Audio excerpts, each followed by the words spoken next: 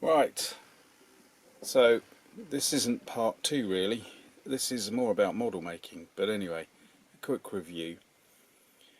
I was forced to rush it in the end because Mini Meltdown was getting impatient, so there's a couple of white spots along there, which I might sneak it away from him when he's at school and fill those in.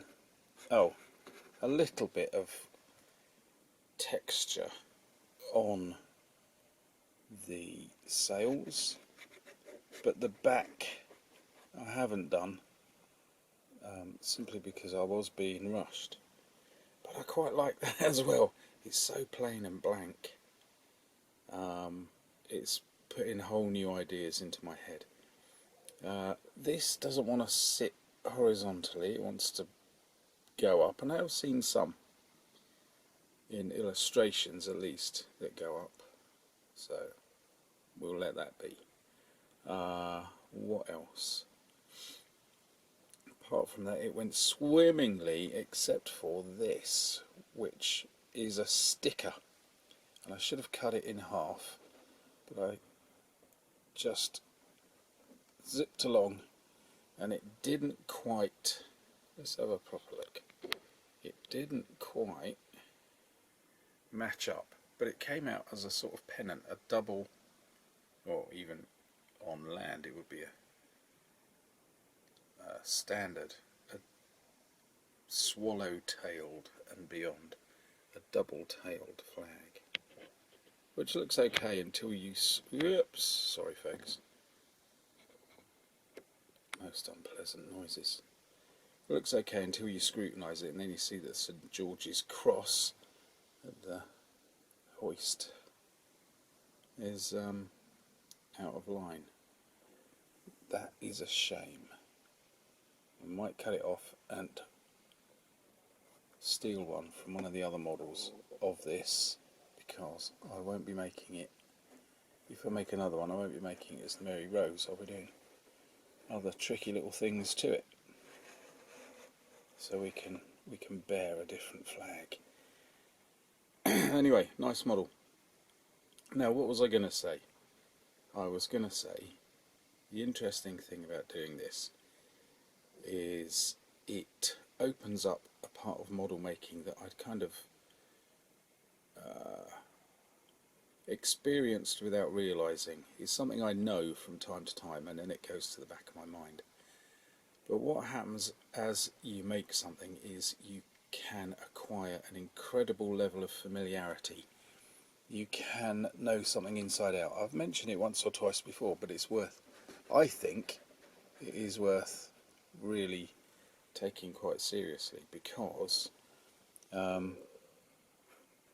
in this case I'm choosing this one because I couldn't quite fathom the Mary Rose and this period's galleons, for want of a better word, large fighting ships. They didn't make sense. The later ones, the stepped up sort of Golden Hind, Sir Francis Drake type, I kind of understand, but these seem to be in a weird world of their own.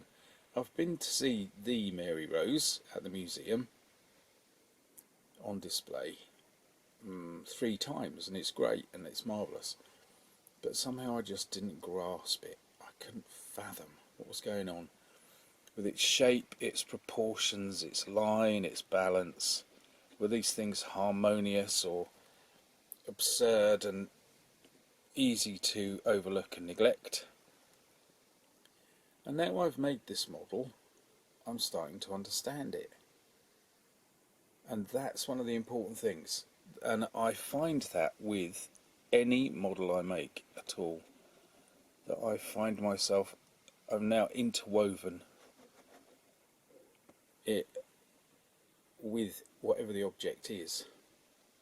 It's become part of my life and comprehension, and part of me is woven into it in a way. And that's really important. That's a massive learning thing. That is a great part of understanding the world around you and things that are going on. I've been tempted to do some ultra modern tanks because of the struggles in Eastern Europe. but I don't like to do it because real people are really suffering as a consequence of these things. But I can't get my head around the tanks in particular out there, the modern ones. So maybe another day when things have calmed down.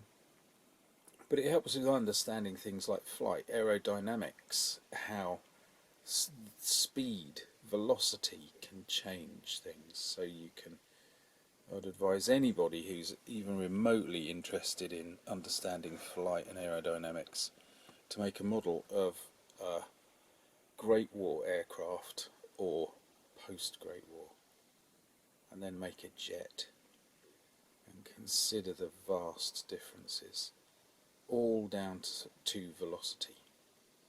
But you get to know it inside out, and I think that's vitally important. It's important to me, at least, and therefore I think this makes model making a truly valuable thing to go and do. I've said in the past that for me, at least, it's a bit of a meditation. I managed to block out so much of the silliness of the world, and I managed to focus on parts of the silliness that I think are worth concentrating on. It helps me to rally my thoughts, it helps me to calm my mind, that kind of thing. And then when you're finished, you can plop this up in front of yourself and disappear, perhaps into the past, or with a sci-fi model into the future, or anything like that. But important to know and understand things in the material level. There are other levels you can experience and understand things on as well, but we live in a very material plane, and so getting a good grip on that is important to stepping off into other realms. Gone cosmic now, time to stop. So thank you for watching this rambler and for getting to the end of it, just in praise of model making, really. And I hope you come back for other things, not just theoretical and cosmic thoughts on little plastic toys. So yeah, I think it's a brilliant way to spend your time. Everybody should have a go, and keep trying. So thanks for watching. See you again soon.